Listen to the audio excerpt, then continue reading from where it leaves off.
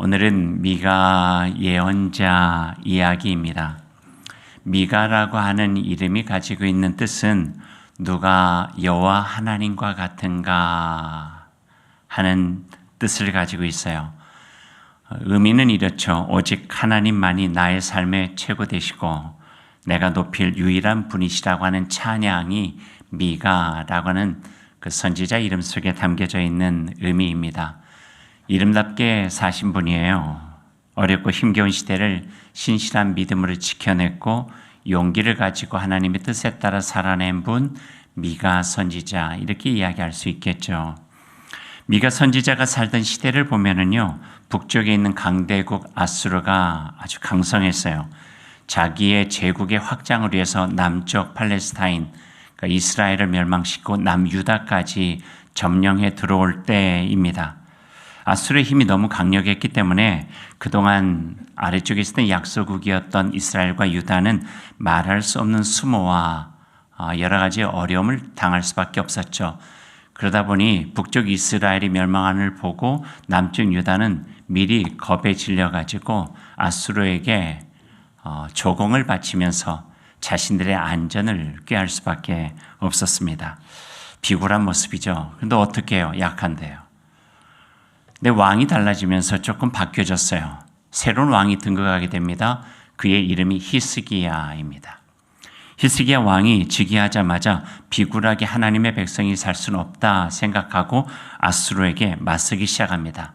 그 전에 있던 왕들은 어찌하든지 간에 전쟁을 피하려 했는데 히스기야 왕은 약하지만 하나님께서 우리와 함께 하시면 얼마든지 우리가 같이 맞설 수 있다 생각하면서 저항하기 시작합니다. 결과는 어떻게 됐을까요? 역부족이었어요. 쉽지 않았어요. 아시리아, 아수르의 산헤립이 군대를 몰고 와서 저항하고 있는 유다에 쳐들어오고요. 순식간에 46개의 성을 초토화시켜버리는 거예요. 게다가 예루살렘 목전에 있었던 그들의 최후 보로였던 라기스라고 하는 성까지 몰락시켜버리고 예루살렘의 코앞에서 아수르는 위협하기 시작합니다. 그런데 그때 생각지도 않은 일이 일어납니다. 유다의 전쟁과는 전혀 상관없이 아수르라고 하는 강대국 안에 내부적인 문제가 생긴 거예요. 왕을 놓고 서로 경쟁과 대립과 분쟁이 생겨서 왕이 찬탈을 패권을 놓고 심각한 갈등이 생긴 것이죠. 이로 인해 자중질환되었던 이 아수르는 멀리 유대 땅까지 나가 있던 군대를 다시 불러들일 수밖에 없었고 자국을 돌아가야 되니까요. 갑작스럽게 유다는 그 위기에서 벗어나게 된 거예요. 역대서 기자는 그때의 상황을 이렇게 짧게 요약하고 있습니다. 역대하 32장 21절 말씀 보니까요. 히스기야 왕과 이사야 선지자의 절박한 기도를 들으신 하나님께서 한 천사를 보내셔서 아시리아 진영의 모든 용사와 지휘관과 장군들을 다 멸하셨도다. 아수르 안에 내부적인 문제였지만 이스라엘 눈으로 보면 그 유다 백성들의 눈으로 보면 하나님께서 하신 일이에요. 그러니까 약한 이스라엘 백성이 어떻게 감당할 수 있을까 생각하고 그러나 하나님의 백성다운 자존감을 지키기 위해서 대결을 했는데 46개의 성이 초토화되어지는 어려움은 있었지만 하나님께서 예기치 하신 않은 방법을 가지고 유다 백성들을 보호해 주시는 놀라운 일을 겪게 된 거예요. 그러니까 그들의 마음속에는 이거는 하나님께서 하신 일이다. 하나님이 아니시면 이 일을 하실 분이 안 계신다. 고백할 수밖에 없었던 거죠. 아수르가 물러갔어요. 오랜 전쟁이 끝나고 평화가 찾아왔죠. 이곳저곳에서 축제가 벌어집니다. 온 백성들이 이제는 살았다 축배를 들면서 그 위기를 모면한 왕 히스기야를 영웅처럼 그들이 받들기 시작합니다. 그런 상황 속에 모든 사람들이 축하하고 축배를 드는 때에 단 한 사람 미가라고 하는 선지자만은 그들과 다른 목소리를 내기 시작해요. 미가 선지자가 그렇게 이야기를 해요. 아니다. 우리가 지금 이러고 있을 때가 아니다. 미가의 선지자의 외침 그들에게 전혀 이상하게 들려지기 시작했어요. 하지만 그 미가 선지자의 외침은요 분명하고 아주 명료했어요. 지금 아수르의 군대는 물러갔다 하지만 그로 인해 위기가 끝난 것은 아니다. 미가 선지자는 어떻게 이야기합니까? 우리의 죄를 회개하고 새롭게 변화되지 아니하면 언젠가 또다시 이런 전쟁은 계속되어지고 위기는 계속되어질 것이다. 미가 선지가 그렇게 외친 것은요, 이유가 다른 곳에 있었어요. 유다가 처한 진짜 위기는 아수르가 쳐들어왔기 때문에 있는 것이 아니라 우리가 하나님 안에서 거짓되고 아니라고 온전한 신앙을 갖지 못한 것이기 때문이다. 우리가 하나님 안에서 온전하게 서면 우리와 함께 하시는 하나님께서 모든 어려움을 이겨내 주실 것이다. 그러니 우리는 지금의 잠깐의 위기가 모면됐다고 편안하고 아니라고 축배를 들지 말고 다시금 하나님 안에서 우리의 삶을 돌아보며 온전하게 서기 위해서 애써야 된다. 이게 미가 선지자가 가지고 있었던 중점되는 메시지였습니다. 그리고 당시 지도자들을 향해서 이렇게 경고하고 있죠. 자기 배를 불리는 데만 열심인 이 나라의 지도자들은 참여해야 된다. 백성의 목숨을 한착해 여기고 백성들의 처참한 죽음에 눈 하나 꿈쩍 않는 무정한 지도자들은 참여해야 된다. 하나님의 뜻을 마음에 담고 살아가야 될 제사장들 참여해라. 하나님 말씀에 준엄해야 될 예언자들 참여하라. 너희들은 욕심을 채우기 위해 하나님의 말씀이 아닌 사람들이 듣고 좋아할 만한 달콤한 계시를 전하였구나. 회개하라. 거짓된 삶을 버리고 하나님께 돌아가라. 의와 인애와 신실한 믿음을 가지고 하나님께 돌아가야 한다. 그것이 우리의 살 길이다. 그의 말처럼 당시 정치, 종교 가릴 것 없이 남유다는요 총체적으로 타락한 때였어요. 그러면서도 그들은 주님께서 우리를 사랑하시니까 우리를 지켜주실 거야. 그 아니란 마음의 신앙 속에 하나님을 붙들고 살아가고 있었던 거죠. 그 거짓 예언자들의 말들이 그들의 귀에 들렸던 거예요. 거짓 예언자들은 뭐라 이야기했습니까? 보라, 아수르가 그렇게 우리를 삼키려 했어도 하나님께서 우리를 도와주시니 우리가 이렇게 안전한 것 아니냐. 하나님 우리를 사랑하신다. 우리를 사랑하신다. 그러니 염려하지 말아라. 이게 당시 예언자들이 했던 이야기들이에요. 달콤하죠? 듣기 좋죠? 사랑한다는 말을 누가 듣기 싫겠어요? 우리를 안전하게 지켜주신다는 말을 누가 듣기 싫어하겠어요? 그러나 미가 선지자의 말은 가슴이 찔리고 뼈 아프지만 그들이 들어야 될 온전한 말씀이었다. 성경은 그렇게 기록하고 있습니다. 죽지에 빠져있던 백성들에게 미가 선지자는 소리를 높여서 하나님의 뜻을 전하게 된 것이죠. 이러므로 너희로 말미암아 시온은 갈아엎은 밭이 되고 예루살렘은 무더기가 되고 성전의 상은 수풀의 높은 곳이 되리라. 아무리 높이 지어졌던 성전도 우리가 그렇게 자랑하는 모든 문화도 언젠가는 다 허물어지고 말 것이다. 여호와 하나님은 온전하게 섬기지 않으면 다 허무하게 될 것이다. 그렇게 미가 선지자는 예언을 하고 있습니다. 어떤 의미인가요? 하나님 없이는 가진 것 같으나 하나도 없는 것이고 이룬 것 같으나 허상이고 누린 것 같으나 허무만 가득한 세상이 될 것이다. 어떤 것이 진정으로 우리의 삶에 값지게 남을 것인가를 돌아보라. 미가 선지자의 그 외침은 지금 우리들에게도 들려지는 귀한 말씀입니다. 예수님께서 같은 말씀하셨어요. 반석 위에 지어진 집은 작다 할지라도 세찬 풍파 다 견뎌낼 수 있지만 모래 위에 지은 집은 아무리 화려하고 웅장하다 할지라도 조금만 바람이 불고 파도가 치면 다 허물어지고 말 것이다. 성경에는 안 나왔지만 예수님은 그 말씀 후에 이렇게 우리들을 향하여서 요청하시는 거죠. 어떤 인생의 집을 짓고 살 것인가에 대한 말씀을 해주고 계시는 거죠. 거짓으로 세운 세상은 진실 앞에 다 무너져 내릴 수밖에 없습니다. 탐욕과 교만으로 세워진 가짜 세상은 진짜 세상이 오면 모두 무너질 수밖에 없는 것이죠. 작년 벌써 1년이 지났네요. 12월 3일 계엄 이후 지난 1년간 우리는 총체적인 어려운 시기를 지나가고 있는 것 같습니다. 감추어두고 숨겨두었던 것들이 하나 둘씩 드러나면서 우리들의 마음을 아프게 하고 화나게 만들기도 합니다.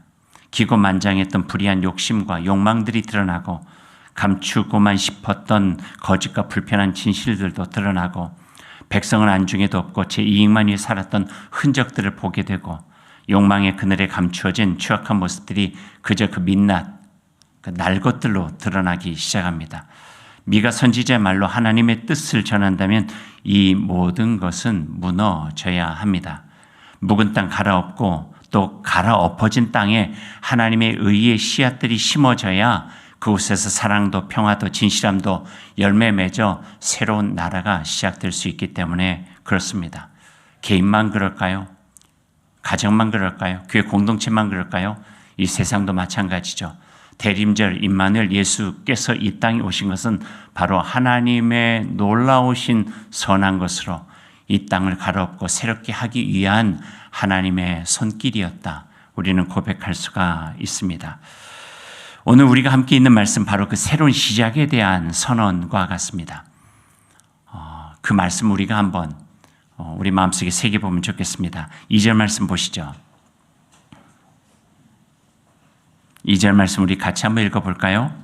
베들레헴 에브라다야 너는 유다 족속 중에 작을지라도 이스라엘을 다스릴 자가 내게서 내게로 나올 것이라.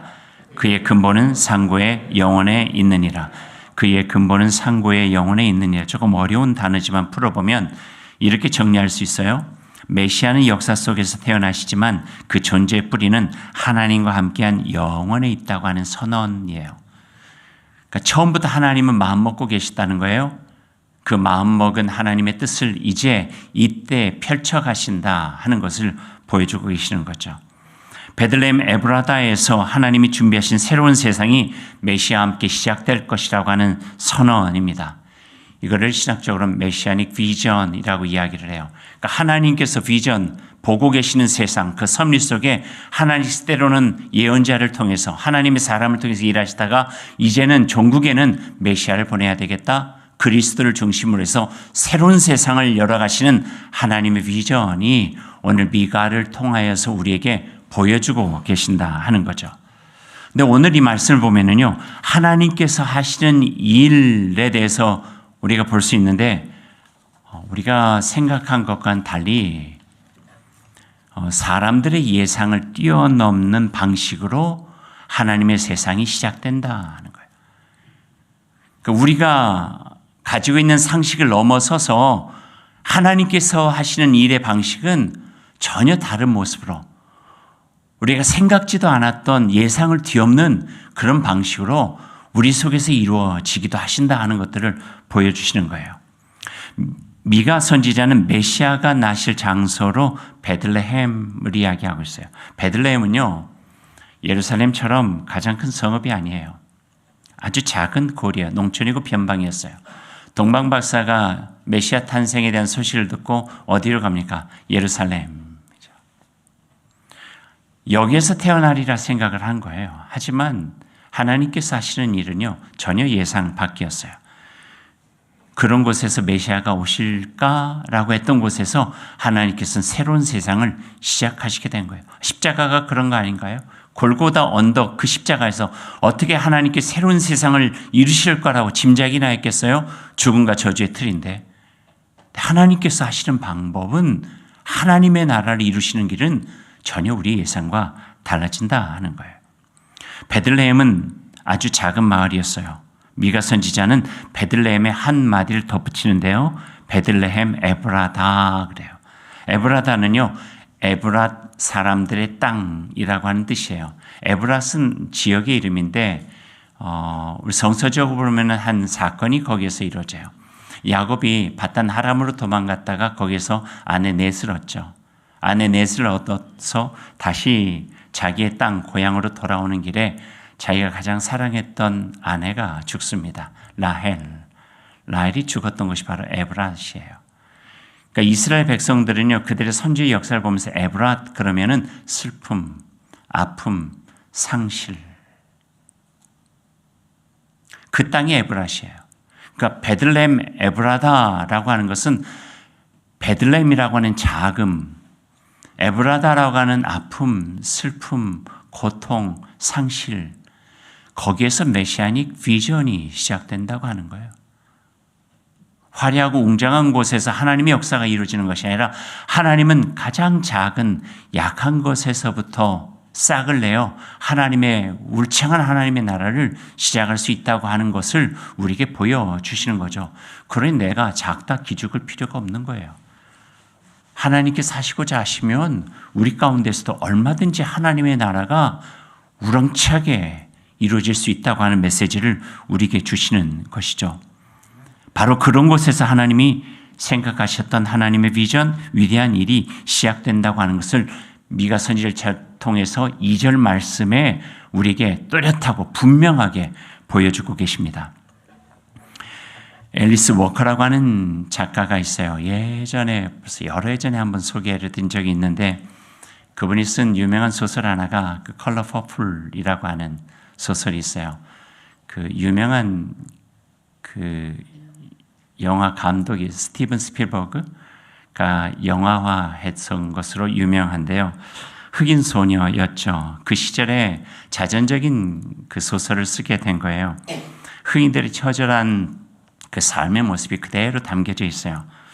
어렸을 때 아빠가 흑인 노예였기 때문에 심하게 매를 맞아요. 근데 어렸지만 그게 못 견디는 거예요. 그래서 앨리스 워커는 아빠의 매 맞는 모습을 보면은 차마 볼 수 없어 뛰쳐나와가지고 저쪽에 가서 나무 하나를 심어요. 그리고 또 엄마가 모질게 무시를 당해요. 형편없는 대우를 당하고 있어요. 차마 눈 뜨고 볼 수가 없으니까 그 나무 심는 곳으로 가가지고 또 한 그루의 나무를 심어요. 자기도 흑인 소녀라고 다른 사람들이 무시하고 업신여기고 이 막대기를 가지고 놀리고 때리고 그럴 때마다 거기 가서 눈물 흘리며 울분을 삼키면서 나무 하나를 심어요.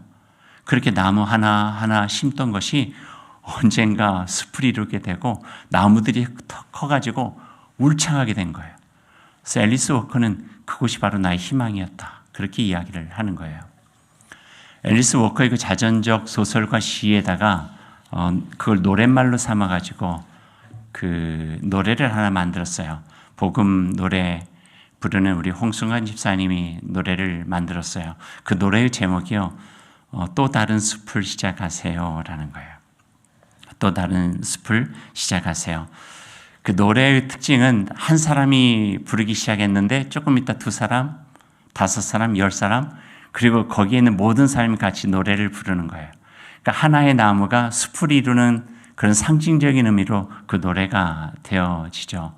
그리고 거기에는 수어가 같이 있어요. 한번 제가 가르쳐 드릴까요? 또 다른 숲을 시작하세요는 이렇게 됩니다. 또 다른 숲을 시작하세요. 다시 한번 해볼까요? 또 다른 숲을 시작하세요. 이 수어를 하면서 모든 사람들이 같이 서로의 희망을 일깨워주는 거예요. 힘을 내게 해주는 거예요. 베들레헴 에브라다야 가장 작고 슬픔이 깃들고 아픔이 있었고 고통이 있었고 상실이 있었고 결핍이 있었지만 그 자리에서 하나님의 나라는 시작된다.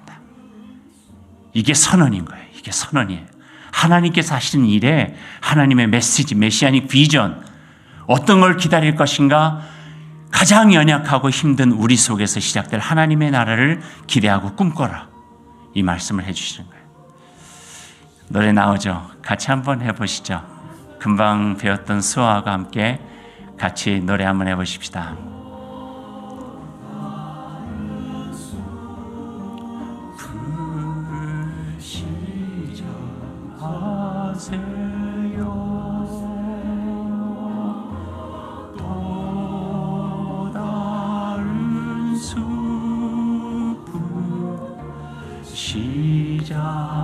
시작하세요. 또 다른